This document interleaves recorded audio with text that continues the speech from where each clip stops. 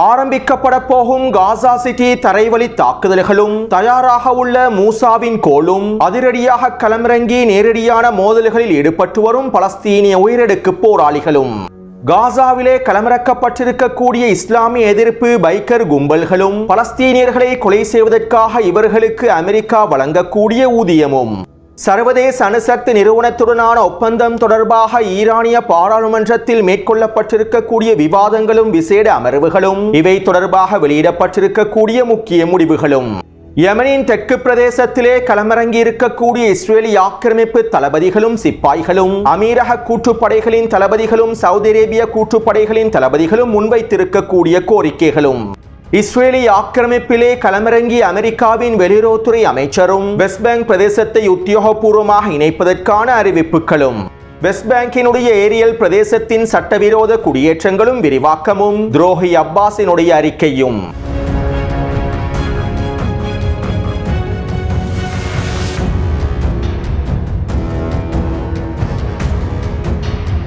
ஹமாஸினுடைய தலைவர்களான கலீல் அல் ஹையா, Osama Hamdan மற்றும் இஸ்ஸத் அல் ரிஷ்க் அவர்களை படுகொலை செய்ய முடியவில்லை என்பதனை நேற்றிரவு நடைபெற்ற ஊடக சந்திப்பில் நெட்டன்யாஹு ஒப்புக்கொண்டிருந்தார். மேலும் எக்ஸ் தளத்தில் நெட்டன்யாஹு இவ்வாறு தெரிவித்தார். கத்தாரிலே இருக்கக்கூடிய ஹமாஸின் தலைவர்கள் காசாவிலே இருக்கக்கூடிய அவர்களுடைய மக்களை பற்றி கவலைப்படுவதில்லை. இவர்களுக்கு காசாவிலே இருக்கக்கூடிய மக்களை பற்றி எந்தவிதமான அக்கறையும் இல்லை. அனைத்து யுத்த நிறுத்த பேச்சுவார்த்தைகளையும் யுத்த நிறுத்தத்தினை ஏற்படுத்துவதற்கு ஒப்பந்தங்களையும் இவர்களே வேண்டுமென்று தடுத்து நிறுத்தி வருகின்றார்கள். மேலும் இதன் மூலமாக காசாவிலே போரை நீடிப்பதற்கும் இவர்களே காரணமாக இருக்கின்றார்கள். கத்தாரிலே இருக்கக்கூடிய ஹமாஸின் தலைவர்களை அகற்றுவது எங்களுடைய பணைய கைதிகளை மீட்டெடுப்பதற்கும் காசாவிலே போரை வெற்றிகரமாக முடிவுக்கு கொண்டு வருவதற்கும் மிக முக்கியமானதாகும். மேலும் இதன் மூலமே எங்களுடைய வெற்றி இலக்குகளையும் முழுமையாக அடைந்து கொள்ள முடியும் என்றும் நெட்டன்யாஹு தெரிவித்துள்ளார். அதாவது மீண்டும் யுத்த நிறுத்த பேச்சுவார்த்தைகளை ஆரம்பித்து ஹமாஸினுடைய தலைவர்களை கண்காணித்து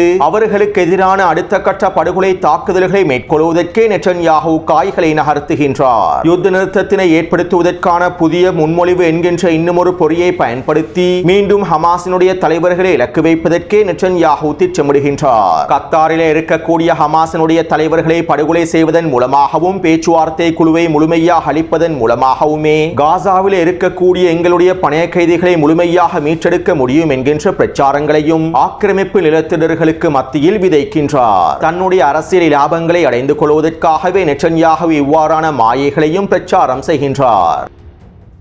அத்தோடு நெட்டன்யாஹுவின் இந்த கருத்துக்களை தொடர்ந்து இஸ்ரேலிய பணைய கைதிகளுடைய குடும்ப உறுப்பினர்கள் இஸ்ரேலிய ஆக்கிரமிப்பு ஊடகங்களிடம் இவ்வாறு தெரிவித்துள்ளார்கள். ஹமாஸின் தலைவர்களை படுகொலை செய்து பேச்சுவார்த்தை குழுக்களை படுகொலை செய்து ஒப்பந்தத்தினை முழுமையாக முடக்கி எங்களுடைய பிள்ளைகளை காசாவிலேயே புதைப்பதற்கு நெட்டன்யாஹு விரும்புகின்றார். தற்போது எங்களுக்கு இருக்கக்கூடிய நம்பிக்கைகள் அனைத்தும் சிதைவடைந்து விட்டன. எங்களுடைய பிள்ளைகளை நாங்கள் மீண்டும் பார்க்க முடியுமா என்பது மிகப்பெரிய கேள்விக்குறியே. நெட்டன்யாஹு அவருடைய அரசியல் லாபங்கள் எங்களுடைய பிள்ளைகளையும் பலி கொடுக்க முயற்சி செய்கின்றார். காசாவிலே 23 மாதங்களாக மிகப்பெரிய துன்பங்களை அனுபவித்து வரும் எங்களுடைய பிள்ளைகள் தொடர்பாக அவருக்கு எந்தவிதமான கவலையும் இல்லை. உண்மையில் நெட்டன்யாஹு ஒரு பைத்தியக்காரர். அவரை சுற்றி பல பைத்தியங்களே காணப்படுகின்றன. இந்த பைத்தியங்களினால் காசாவில் எங்களுடைய பிள்ளைகளே கொல்லப்பட போகின்றார்கள் என இஸ்ரேலிய பணைய கைதிகளுடைய குடும்ப உறுப்பினர்கள் இஸ்ரேலிய ஆக்கிரமிப்பு ஊடகங்களிடம் தெரிவித்துள்ளார்கள். அத்தோடு நெட்டன்யாஹுவின் கருத்துக்களை தொடர்ந்து இஸ்ரேலி ஆக்கிரமிப்பினுடைய எரிசக்தி அமைச்சர் எலி கொஹேன் இவ்வாறு தெரிவித்துள்ளார். நாங்கள் இந்த தடவை இலக்கை தவறிவிட்டோம். ஆனால் அடுத்த தடவை எங்களுடைய இலக்கு ஒரு பொழுதும் தவறாது. மேலும் நாங்கள் இந்த இலக்கை அவசரமாக அடைந்து கொள்ள வேண்டும். ஹமாஸினுடைய தலைவர்கள் எங்கிருந்தாலும் முழுமையாக அளிக்கப்பட வேண்டும். அப்போது தான் காசாவின் களத்தில் வேகமாக எங்களுடைய இலக்குகளை அடைந்து கொள்ள முடியும் என இஸ்ரேலி ஆக்கிரமிப்பின் எரிசக்தி அமைச்சர் தெரிவித்துள்ளார். மேலும் இன்னும் ஓரிரண்டு வாரங்களுக்குள் ஹமாஸினுடைய தலைவர்களை படுகொலை செய்வதற்கான ஆலோசனைகளும் இஸ்ரேலி ஆக்கிரமிப்பு போர் அமைச்சரவையில் பென்குவிர் மற்றும் ஸ்மொட்ரிச்சினால் முன்வைக்கப்பட்டிருப்பதாகவும் இஸ்ரேலி ஆக்கிரமிப்பின் வல்லா ஊடகம் தெரிவித்துள்ளது. காசா சிட்டி மீதான தரைவழி தாக்குதல்கள் ஆரம்பிக்கப்படுவதற்கு முன்பே ஹமாஸினுடைய தலைவர்களை படுகொலை செய்வது காசாவின் களத்தில் தாக்கத்தினை ஏற்படுத்தும் என்றும் இதற்காகவே இந்த முன்மொழிவுகள் முன்வைக்கப்பட்டிருப்பதாகவும் நெட்டன்யாஹு இஸ்ரேலி ஆக்கிரமிப்பு இராணுவ தலைமை அதிகாரியோடு இவை தொடர்பாக அடுத்த கட்ட கலந்துரையாடல்களை மேற்கொண்டு வருவதாகவும் தெரிவிக்கப்படுகின்றது. அதே நேரம் கத்தாரில் இருக்கக்கூடிய ஹமாஸின் தலைவர்களை படுகொலை செய்வதற்கு மொசாட் விருப்பத்தினை தெரிவிக்கவில்லை என்றும் இஸ்ரேலி ஆக்கிரமிப்பின் எடியோ ஊடகமானது செய்திகளில் குறிப்பிட்டுள்ளது. அடுத்து இன்றைய தினம் அமெரிக்காவினுடைய வெளியுறவுத்துறை அமைச்சர் மார்க்கோ ரூபியோ இஸ்ரேலி ஆக்கிரமிப்பில் களமிறங்கியுள்ளார். மேலும் மார்க்கோ ரூபியோ இஸ்ரேலி ஆக்கிரமிப்புக்கான விஜயத்தினை ஆரம்பிப்பதற்கு முன்பு அமெரிக்க ஊடகங்களிடம் இவ்வாறு தெரிவித்தார். நாங்கள் எங்களுடைய இஸ்ரேலியர்களை சந்திப்பதற்கு செல்கின்றோம். எதிர்கால நடவடிக்கைகள் பற்றி விரிவான கலந்துரையாடல்களை மேற்கொள்வதற்கே இந்த சந்திப்புகள் நடைபெறப் போகின்றன. கத்தார் மீதான தாக்குதல்களில் நாங்கள் மகிழ்ச்சி அடையவில்லை. ஜனாதிபதி டொனால்ட் ட்ரம்பும் கத்தார் மீதான தாக்குதல்களில் மகிழ்ச்சி அடையவில்லை. ஆனால் இவைகள் இஸ்ரேலுடனான எங்களுடைய உறவுகளை ஒருபொழுதும் பாதிக்காது. இஸ்ரேலினுடைய முடிவுகளை நாங்கள் முழுமையாக மதிக்கின்றோம். மேலும் இஸ்ரேலினுடைய முடிவுகளுக்கு எங்களுடைய ஆதரவை முழுமையாக வழங்குகின்றோம் என அமெரிக்காவினுடைய வெளியுறவுத்துறை அமைச்சர் மார்க்கோ ரூபியோ தெரிவித்துள்ளார். அமெரிக்காவின் முழுமையான அனுமதியோடு அமெரிக்காவின் முழுமையான ஒருங்கிணைப்போடு கூட்டு சதித்திட்டங்களுக்கு அமைவாக கத்தார் மீதான தாக்குதல்களை மேற்கொண்டதற்கு பின்பு அமெரிக்காவின் வெளியுறவுத்துறை அமைச்சர் மார்க்கோ ரூபியோ அவர்கள் இவ்வாறான கருத்துக்களை வெளியிட்டிருப்பது வேடிக்கையானது. அதே நேரம் இந்த தாக்குதல்கள் ஒருபொழுதும் இஸ்ரேலுடனான உறவுகளை துண்டிக்கப் போவதில்லை என்றும் இஸ்ரேலினுடைய முடிவுகளுக்கு முழுமையான ஆதரவை நாங்கள் வழங்குவோம் என்றும் மார்க்கோ ரூபியோ வெளிப்படையாக அறிவித்துள்ளார். அத்தோடு அமெரிக்க வெளியுறவுத்துறை அமைச்சர் மார்க்கோ ரூபியோ இஸ்ரேலி ஆக்கிரமிப்பில் களமிறங்கியிருப்பது வெஸ்ட் பேங்க் தொடர்பான மிக முக்கியமான கலந்துரையாடல்களை மேற்கொள்வதற்காகும். நெட்டன்யாஹூ வெஸ்ட் பேங்கினுடைய ஈவன் பிரதேசங்களையும் அல் அதுமி பிரதேசங்களையும் முழுமையாக கைப்பற்றியுள்ளார். மேலும் குறித்த பிரதேசங்களில் சட்டவிரோத குடியேற்றங்களை அமைப்பதற்கான அனுமதியையும் வழங்கியுள்ளார். இந்த ஈவன் குடியேற்றத்தாலும் அல் அதுமி குடியேற்றத்தாலும் கிழக்கு ஜெருசலத்திற்கும் வெஸ்ட் பேங்கிற்கும் இடையிலான ஒட்டுமொத்த தொடர்புகளும் முழுமையாக துண்டிக்கப்பட்டுள்ளன. மேலும் வெஸ்ட் பேங்க் பிரதேசமானது வடக்கு மற்றும் தெற்கு என இரு பகுதிகளாகவும் பிரிக்கப்பட்டுள்ளது. மேலும் தெற்கு வெஸ்ட் பேங்க் பிரதேசமான ஹீப்ரூன் பிரதேசத்தை ஒரு தனியான மாநிலமாக அமைப்பதற்கான வேலை திட்டங்களையும் மேற்கொண்டு வருகின்றார்கள். இவை தொடர்பாக முன்னே காணொளிகளில் தெளிவாக குறிப்பிட்டுள்ளேன். எனவே தற்போது வெஸ்ட் பேங்கிலே இஸ்ரேலி ஆக்கிரமிப்பின் இறையாண்மையை முழுமையாக செலுத்துவதற்கும் வெஸ்ட் பேங்கினுடைய 82% பிரதேசங்களையும் இஸ்ரேலி ஆக்கிரமிப்புக்கு கீழால் கொண்டு வருவதற்கும் இதற்கான முழுமையான ஆதரவை வழங்குவதற்குமே மார்க்கோ ரூபியோ இஸ்ரேலி ஆக்கிரமிப்பில் களமிறங்கியுள்ளார். வெஸ்ட் பேங்க் மீது இஸ்ரேலி ஆக்கிரமிப்பின் இறையாண்மையை செலுத்துவதற்கான முழுமையான அனுமதியை டொனால்ட் ட்ரம்ப் ஏற்கனவே வழங்கியுள்ளார். எனவே இந்த திட்டங்களுக்கு அமைவாகவே தற்போது மார்க்கோ ரூபியோ இஸ்ரேலி ஆக்கிரமிப்பில் களமிறங்கி நெட்டன்யாஹுவோடு விசேட கலந்துரையாடல்களையும் மேற்கொண்டு வருகின்றார். மேலும் வெஸ்ட் பேங்க் பிரதேசத்தின் மீதான இறையாண்மை தொடர்பான அறிவிப்புகளையும் மார்க்கோ ரூபியோ இஸ்ரேலி ஆக்கிரமிப்பில் வைத்து அறிவிப்பார் என்றும் எதிர்பார்க்கப்படுகின்றது.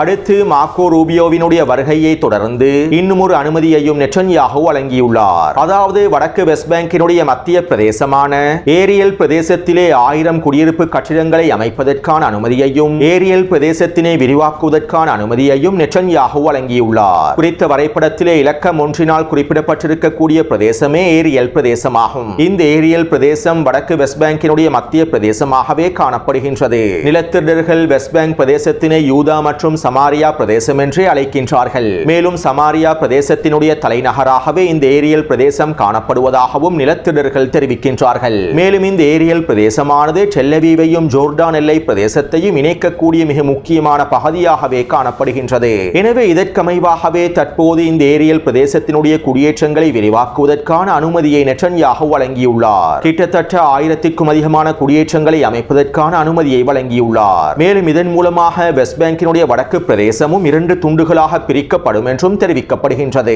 அதாவது ஈவன் திட்டத்திற்கமைவாக 2 பகுதிகளாக பிரிக்கப்பட்ட வெஸ்ட் பேங்க் பிரதேசம் ஏரியல் குடியேற்றத்தினுடைய விரிவாக்கத்திற்கமைவாக 3 பகுதிகளாக பிரிக்கப்பட போகின்றது. இவ்வாறு பிரிக்கப்பட்டதற்கு பின்பு வெஸ்ட் பேங்கினுடைய வடக்கு பிரதேசமான ஜெனின் மற்றும் துல்கராம் பிரதேசங்களை முழுமையாக கைப்பற்றி குறித்த பிரதேசங்களிலே சட்டவிரோத ஆக்கிரமிப்பு குடியேற்றங்களை அமைப்பதற்கான வேலை திட்டங்களையும் ஆரம்பிக்கப் போகின்றார்கள். இதற்கமைவாக குறித்த பிரதேசத்திலே இருக்கக்கூடிய ஜோர்டானிய கடவுச்சீட்டை பெற்றிருக்கக்கூடிய பலஸ்தீனியர்களை ஆரம்ப கட்டமாக வெளியேற்றுவதற்கான வேலை திட்டங்களும் ஆரம்பிக்கப்பட்டுள்ளன. எனவே மார்க்கோ ரூபியோவுக்கும் நெட்டன்யாஹுவுக்கும் இடையிலான சந்திப்பின் போது இவை தொடர்பான உத்தியோகபூர்வமான அறிவிப்புகள் வெளியிடப்படும் என்றும் இஸ்ரேலி ஆக்கிரமிப்பு ஊடகங்கள் தெரிவிக்கின்றன. அத்தோடு வெஸ்ட் பேங்கிலே இஸ்ரேலினுடைய இறையாண்மையை முழுமையாக செலுத்தி பலஸ்தீனிய அதிகார சபையை முடிவுக்கு கொண்டு வந்து வெஸ்ட் பேங்கிலே இருக்கக்கூடிய பலஸ்தீனியர்களை ஜோர்டானை நோக்கி நாடு கடத்துவதற்கு வேலை திட்டங்கள் மேற்கொள்ளப்பட்டு வரக்கூடிய நிலைமையில் துரோகி அப்பாஸ் இவ்வாறு தெரிவித்துள்ளார். காசாவினுடைய எதிர்காலம் ஹமாஸினுடைய நிர்வாகம் இல்லாத எதிர்காலமாகும். போருக்கு பின்பு காசாவிலே ஹமாஸ் இருக்காது. காசாவின் நிர்வாகம் பலஸ்தீனிய அதிகார சபைக்கு கீழாலேயே கொண்டு வரப்படும். காசாவிலே இருக்கக்கூடிய போராளிகளும் எதிர்ப்பு குழுக்களும் அவர்களுடைய எங்களுடைய ஆயுதங்களை முழுமையாக பலஸ்தீனிய அதிகார சபையிடம் ஒப்படைத்து விட வேண்டும். ஏனென்றால் ஆயுதங்கள் இல்லாத பலஸ்தீனிய தேசத்தினை அமைப்பதற்கே நாங்கள் விரும்புகின்றோம். இராணுவமயமாக்கப்படாத பலஸ்தீனிய தனிநாட்டை உருவாக்குவதற்கே நாங்கள் விரும்புகின்றோம். தற்போது நாங்கள் பாராளுமன்ற தேர்தலை நடத்துவதற்கும் ஜனாதிபதி தேர்தலை நடத்துவதற்கும் விசேட பேச்சுவார்த்தைகளையும் மேற்கொண்டு வருகின்றோம். காசாவிலே போர் முடிவடைந்து 6 மாதங்களுக்குள் குறித்த தேர்தல்கள் நடைபெற்று காசா மற்றும் வெஸ்ட் பேங்கினுடைய ஒட்டுமொத்த நிர்வாகமும் ஒரு தனியான பலஸ்தீனிய தேசமாக பலஸ்தீனிய அதிகார சபைக்கு கீழால் கொண்டுவரப்பட்டு நிர்வகிக்கப்படும் என துரோகி அப்பாஸ் அறிக்கைகளை வெளியிட்டுள்ளார். அத்தோடு துரோகி அப்பாஸும் அவருடைய பலஸ்தீனிய அதிகார சபையினுடைய PA படைகளும் துரோகி அப்பாஸினுடைய ஃபதா அமைப்பும் வெஸ்ட் பேங்க் பிரதேசத்திலே பலஸ்தீனிய மக்களுடைய எழுச்சி ஏற்பட்டுவிடக் கூடாது என்பதற்காகவும் வெஸ்ட் பேங்க் பிரதேசத்திலே இருக்கக்கூடிய பலஸ்தீனிய மக்கள் அணிதிரண்டு விடக்கூடாது என்பதற்காகவும் எல்லா விதமான முயற்சிகளையும் மேற்கொண்டு வருகின்றன. கடந்த 3 நாட்களாக வெஸ்ட் பேங்க் பிரதேசத்திலே இருக்கக்கூடிய பலஸ்தீனிய போராளிகள் ஆக்கிரமிப்புக்கு எதிராக தாக்குதல்களை வீரியப்படுத்தியுள்ளார்கள். வெஸ்ட் பேங்க் பிரதேசத்திலே ஆக்கிரமிப்புக்கு எதிரான அடுத்த கட்ட தாக்குதல்களையும் ஆரம்பித்துள்ளார்கள்.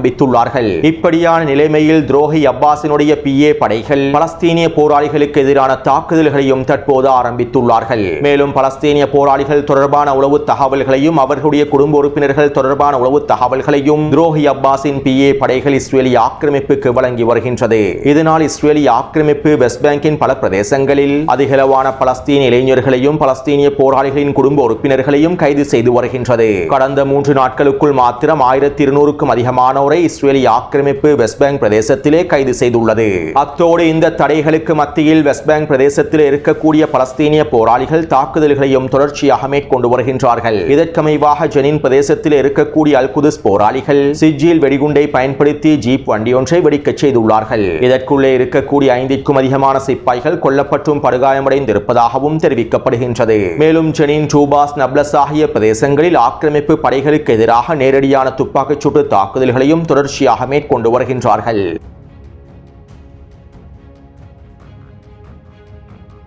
இஸ்ரேலிய ஆக்கிரமிப்பு ராணுவத்தின் முன்னாள் தளபதிகளும் ரிசர்வ் படை பிரிவினுடைய சிப்பாய்களும் ஊடக பிரிவை சேர்ந்த மிக முக்கியமான புள்ளிகளும் யெமனினுடைய தெற்கு பிரதேசத்திலே களமிறங்கியுள்ளார்கள். இஸ்ரேலிய ஆக்கிரமிப்பு ராணுவத்தினுடைய பத்திரிகையாளரான ஜொனாதன் ஸ்பைர் என்பவருடைய தலைமைக்கு கீழாலேயே பத்திரிகை குழுவாக யெமனினுடைய தெற்கு பிரதேசமான ஏடன் பிரதேசத்தில் களமிறங்கியுள்ளார்கள். மேலும் ஏடன் பிரதேசத்தில் இருக்கக்கூடிய ஐக்கிய அரபு அமீரகத்தினுடைய கூட்டுப்படை தளபதிகளோடும் தலைவர்களோடும் சவுதி அரேபியாவினுடைய கூட்டுப்படை தளபதிகளோடும் விசேட கலந்துரையாடல்களை மேற்கொண்டுள்ளார்கள். இவை தொடர்பான புகைப்படங்கள் தற்போது வெளியாகியுள்ளன.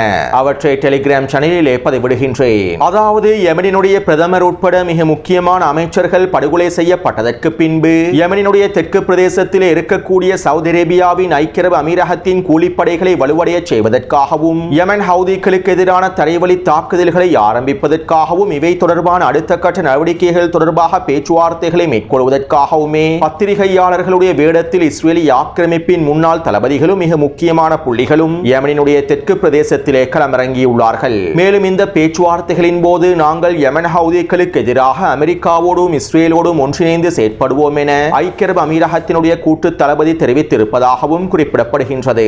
அது மட்டுமல்லாமல் சவுதி அரேபிய அமீரக கூட்டுப்படை தளபதிகள் இவர்களிடம் ஒரு கோரிக்கை ஒன்றையும் முன்வைத்துள்ளார்கள். யெமன் ஹவுதிகளுடைய கட்டுப்பாட்டுக்கு கீழால் இருக்கக்கூடிய பிரதேசங்களை முழுமையாக மீட்டெடுப்பதற்கும் தேவையான இராணுவ தளவாடங்கள், உளவு கருவிகள், மிக முக்கியமான ஆயுதங்கள் உள்ளடங்கி இருக்கக்கூடிய பட்டியல் ஒன்றையும் வழங்கியுள்ளார்கள். இந்த பட்டியலிலே இருக்கக்கூடிய விடயங்களை முழுமையாக செய்து தருமாறும் கோரிக்கை விடுத்துள்ளார்கள். இதற்கமைவாக யெமன் ஹவுதிகளுடைய பிரதேசத்தினுடைய எல்லைகளில் விசேட உளவு கருவிகளை அமைப்பதற்கான கோரிக்கைகளையும் முன்வைத்திருப்பதாகவும் தெரிவிக்கப்படுகின்றது. மேலும் இதற்கீடாக யெமன் ஹவுதிகளுடைய தலைமைகளை படுகொலை செய்வதற்கு தேவையான எல்லாவிதமான உளவு தகவல்களையும் சவுதி அரேபிய அமீரக கூட்டுப்படை தளபதிகள் இஸ்ரேலிய ஆக்கிரமிப்புக்கு வழங்குவதற்கு முழுமையாக ஒப்புக்கொண்டிருப்பதாகவும் தெரிவிக்கப்படுகின்றது. அத்தோடு இவை தொடர்பாக சவுதி அரேபியாவினுடைய ரியாதில் சில முக்கியமான ரகசிய கலந்துரையாடல்களும் நடைபெற்றுள்ளன.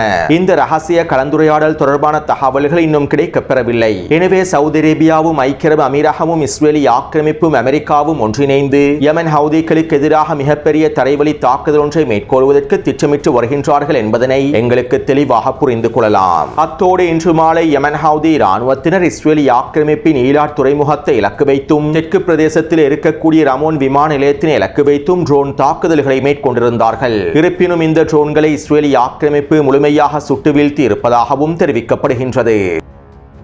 அடுத்து சர்வதேச அணுசக்தி நிறுவனத்துடன் மேற்கொள்ளப்பட்டிருக்கக்கூடிய ஒப்பந்தம் தொடர்பான அடுத்த கட்ட அவசர விவாதங்கள் நேற்று மாலை ஈரானிய பாராளுமன்றத்தில் மேற்கொள்ளப்பட்டிருந்தன. ஈரானிய பாராளுமன்ற தேசிய பாதுகாப்பு குழுவினுடைய தலைமையிலேயே இந்த கலந்துரையாடல்களும் விவாதங்களும் மேற்கொள்ளப்பட்டிருந்தன. கிட்டத்தட்ட 3 மணித்தியாலங்களுக்கு மேலாக நடைபெற்ற விவாதங்களை தொடர்ந்து சர்வதேச அணுசக்தி நிறுவனத்துடன் மேற்கொள்ளப்பட்டிருக்கக்கூடிய ஒப்பந்தம் தொடர்பான தகவல்கள் வெளிப்படுத்தப்பட்டன. அதாவது ஈரானிய பாராளுமன்றத்தின் சட்டத்திட்டங்களுக்கு அமைவாகவும் உச்ச தேசிய பாதுகாப்பு சபையின் சட்டத்திட்டங்களுக்கு அமைவாகவுமே சர்வதேச அணுசக்தி நிறுவனத்துடனான ஒப்பந்தம் மேற்கொள்ளப்பட்டிருப்பதாகவும் இந்த ஒப்பந்தம் ஈரானிய பாராளுமன்ற சட்டத்திட்டங்களை மீறவில்லை என்றும் இந்த ஒப்பந்தத்தின் மூலமாக சர்வதேச அணுசக்தி நிறுவனத்தின் மேற்பார்வையாளர்கள் ஈரானிய அணுசக்தி தளங்களை பார்வையிடுவதற்கு அனுமதிக்கப்பட மாட்டார்கள் என்றும் ஈரானிய பாராளுமன்றத்தினுடைய தேசிய பாதுகாப்பு குழுவினர் அறிவித்துள்ளார்கள். ஸ்னாப்பேக் பொறிமுறையை தடுத்து நிறுத்துவதற்காகவும் ஈரானுக்கு எதிரான பொருளாதார தடைகளை தடுத்து நிறுத்துவதற்காகவும் மேற்கொள்ளப்பட்டிருக்கக்கூடிய ஆரம்ப கட்ட ஒப்பந்தமாகவே இவை அமைந்திருக்கின்றது என்றும் குறிப்பிட்டுள்ளார்கள். மேலும் ஈரானுக்கு எதிராக ஏதாவது நடைமுறைகள் மேற்கொள்ளப்பட்டால், ஈரானுக்கு எதிராக பொருளாதார தடைகள் விதிக்கப்பட்டால் அல்லது தாக்குதல்கள் மேற்கொள்ளப்பட்டால் இந்த ஒப்பந்தமானது முழுமையாக ரத்து செய்யப்பட்டுவிடும் என்றும் ஈரானிய பாராளுமன்றத்தின் தேசிய குழுவானது அறிவித்துள்ளது.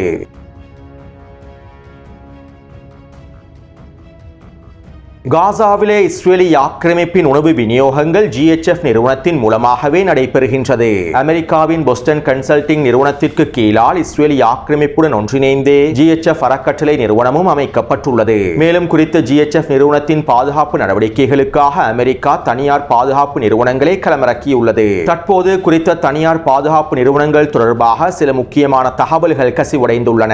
அதாவது அமெரிக்காவிலே இருக்கக்கூடிய இஸ்லாமிய எதிர்ப்பு பைக்கர் கும்பல்களையே தற்போது GHF நிறுவனத்தின் பாதுகாப்பு பிரிவாக அமெரிக்கா களமிறக்கியுள்ளது. மேலும் இவர்களுக்கு ஒரு நாளைக்கு $1500 ஊதியம் வழங்கப்படுவதாகவும் உணவுக்காக காத்திருக்கும் பலஸ்தீனியர்களை படுகொலை செய்வதற்கேற்ப இவர்களுக்கான சம்பள உயர்வு கிடைக்கப் பெறுவதாகவும் இதற்கமைவாகவே இந்த பைக்கர் குழுவானது காசாவில் பலஸ்தீனியர்களை இலக்கு வைத்து தாக்குதல்களை மேற்கொண்டு இனப்படுகொலைகளை செய்து வருவதாகவும் தெரிவிக்கப்படுகின்றது. அடுத்து இஸ்ரேலி ஆக்கிரமிப்பு ராணுவம் காசா சிட்டியை கைப்பற்றுவதற்கான தரைவழி தாக்குதல்களை ஆரம்பிக்கப் போகின்றது. இன்னும் 1-2 வாரங்களுக்குள்ளே காசா சிட்டியை கைப்பற்றுவதற்கான தாக்குதல்கள் ஆரம்பிக்கப்படுவதாக தெரிவிக்கப்படுகின்றது. இதற்கமைவாக தற்போது இஸ்ரேலி ஆக்கிரமிப்பு ராணுவம் காசா சிட்டியிலே உச்ச வான்வழி தாக்குதல்களை மேற்கொண்டு வருகின்றது. கடந்த 24 மணித்தியாலங்களுக்குள் மாத்திரம் 110க்கும் அதிகமான வான்வழி தாக்குதல்களை காசா சிட்டியில் மேற்கொண்டுள்ளது. இந்த வான்வழி தாக்குதல்களிலே 50க்கும் அதிகமான குடியிருப்பு கட்டிடங்கள் தரைமட்டமாக்கப்பட்டுள்ளன. காசா சிட்டியிலே இருக்கக்கூடிய 10 லட்சத்திற்கும் அதிகமான பலஸ்தீனிய மக்களை அவசரமாக தெற்கை நோக்கி நகர்த்துவதற்காகவே இஸ்ரேலி ஆக்கிரமிப்பு இந்த உச்ச வான்வழி தாக்குதல்களை மேற்கொண்டு வருகின்றது. அதுவும் நேற்றிரவிலிருந்து இன்று மாலை வரை தொடர்ச்சியான தாக்குதல்கள் மேற்கொள்ளப்பட்டு வருகின்றன. மேலும் இந்த தாக்குதல்களினால் பலஸ்தீனிய மக்களுடைய உயிரிழப்புகளும் தொடர்ச்சியாக அதிகரித்து வருகின்றன. அத்தோடு பலஸ்தீனிய போராளிகளும் தொடர்ச்சியான தாக்குதல்களை மேற்கொண்டு வருகின்றார்கள். இதற்கமைவாக கான் யூனிஸினுடைய கிழக்கு பிரதேசத்தில் உயரடுக்கு பலஸ்தீனிய போராளிகள் அதிரடியாக களமிறங்கி குறித்த பிரதேசத்திலே 3 வீடுகளுக்குள் பதுங்கியிருக்கக்கூடிய சிப்பாய்களுக்கு எதிராக உச்ச தாக்குதல்களை மேற்கொண்டுள்ளார்கள். உயரடுக்கு பலஸ்தீனிய போராளிகள் குறித்த பிரதேசத்தில் நேரடியாக களமிறங்கி தாக்குதல்களை மேற்கொண்டிருப்பதாகவும் கிட்டத்தட்ட 3 மணித்தியாலங்களுக்கு மேலாக குறித்த பிரதேசத்திலே பலஸ்தீனிய போராளிகளுக்கும் ஆக்கிரமிப்பு படைகளுக்கும் இடையிலே மோதல்கள் நடைபெற்றிருப்பதாகவும் தெரிவிக்கப்படுகின்றது. அது மட்டுமல்லாமல் இந்த மோதல்களிலே பலஸ்தீனிய போராளிகள் 3க்கும் அதிகமான போர் வாகனங்களை அளித்திருப்பதாகவும் தெரிவிக்கப்படுகின்றது. அதே போன்று அல் குதுஸ் படையினர் வடக்கு காசாவின் ஷேக் ரத்வான் பிரதேசத்திலே சக்தி வாய்ந்த கண்ணிவெடிகளை பயன்படுத்தி ஒரு மெர்காவா போர்த்தாங்கி வாகனத்தை வெடிக்கச் செய்துள்ளார்கள். அதே போன்று ஜபலியாவின் கிழக்கு பிரதேசத்திலே அல் அக்ஸா படைப்பிரிவினரும் முஜாஹிதீன் படைப்பிரிவினரும் ஒன்றிணைந்து 2 புல்டோசர் வண்டிகளை வெடிக்கச் செய்துள்ளார்கள். எனவே கடந்த 24 மணித்தியாலங்களுக்குள் கிடைக்கப்பெற்றிருக்கக்கூடிய தகவல்களுக்கு அமைவாக 2 புல்டோசர் வண்டிகளும் ஒரு மெர்காவா போர்த்தாங்கி வாகனமும் 3 போர் வாகனங்களும் 25க்கும் அதிகமான சிப்பாய்களும் அளிக்கப்பட்டுள்ளன. அத்தோடு இந்த காணொளி தொடர்பான கருத்துக்களை பதிவிடுங்கள். தொடர்ந்தும் என்னுடன் இணைந்திருங்கள். நன்றி, வணக்கம்.